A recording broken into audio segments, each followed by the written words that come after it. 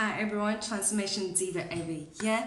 Welcome to part 3 of my 5-part mini series on the importance of creating content.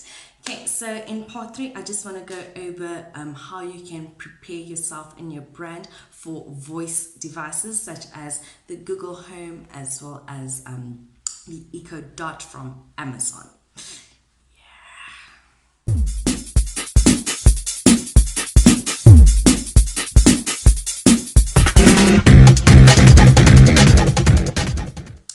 Now, more and more people are starting to basically, instead of typing in what they want, they just speak to Google or Alexa or Siri on their smartphone device and basically just tell it what to do instead of typing it out.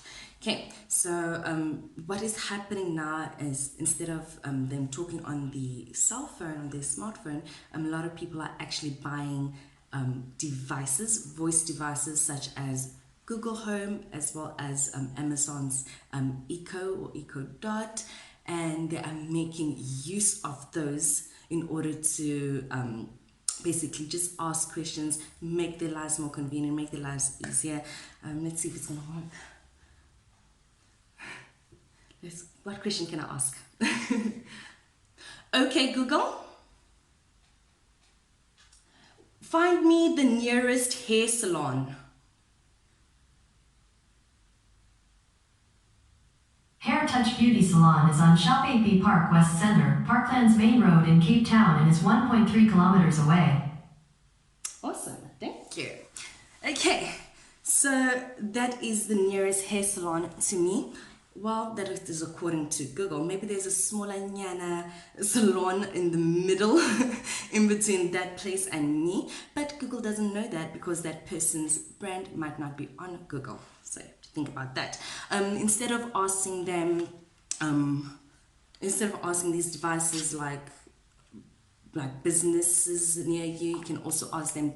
Well, in the future you'll be able to place more orders. I know on the with Alexa you can ask like her to buy your stuff on Amazon if it's like connected, but like with my son's tablet we usually just asking like to usually ask her to play like music on YouTube or to just like go to a certain game. Let's see if it's gonna work.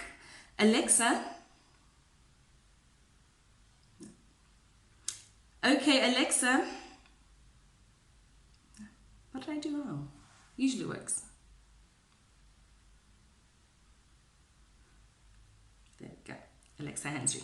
It's part of the settings. Let's see. Alexa, play Nicki Minaj on YouTube. I'm not sure which video you want. Okay, so I was just like giving you just a hint on how you can use these devices, and these are the types of devices that a lot of people will be using moving forward. A lot of people are already using it, myself included. Something else that's interesting though with regards to the like these devices is that sometimes if they do not know what you want, they'll give you the only information that's available to them. And like I remember with my the Google, I was asking it to play a specific song on Spotify. Like, no, I don't have that song. Would you like to listen to this song instead? And played me this awesome song that I'm now in love with. But the point I'm trying to make is that these devices are engineered in such a way as to give you basically their best advice. And their best advice is basically based on who Google and Amazon say is the best. So if your brand is not preparing itself for these devices, you're going to be in trouble. Okay? If you don't believe me yet, let me quickly show you some more statistics on like the trends that are going on in voice devices.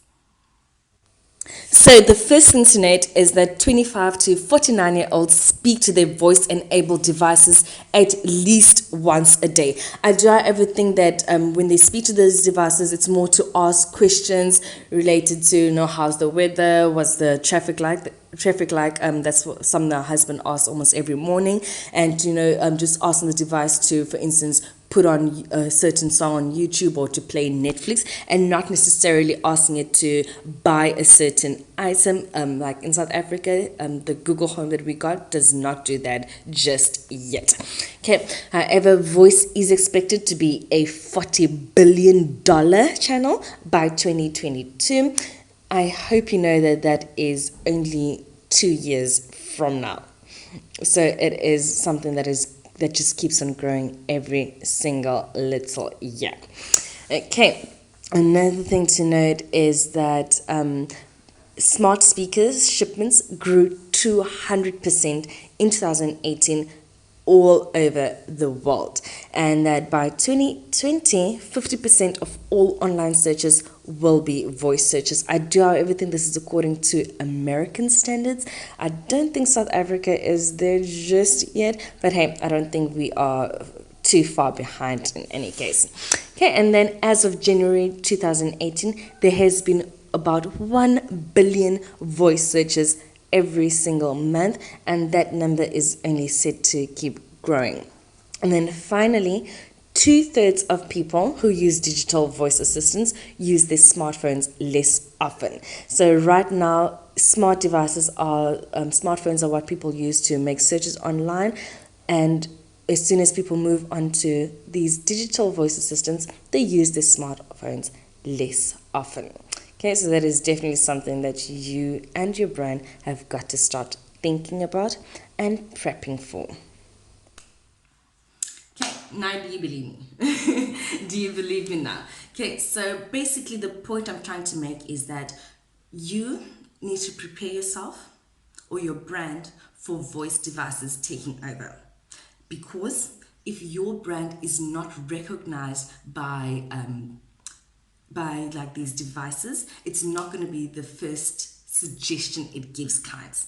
So customers must know your brand in order to say, hey, can you please play me the specific song by Nicki Minaj? Can you please find me this specific salon? Can you please find me this specific product by this brand?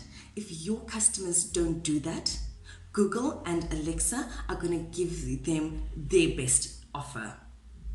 So you better prepare yourself and your brand for voice taking over. That means you need to create content right now so that when people are using these devices, they think of your brand and they actually ask for your brand. If they don't know who you are, they're not going to ask for you, and Google and Amazon are going to give them whatever comes first, or whoever pays for advertising perhaps.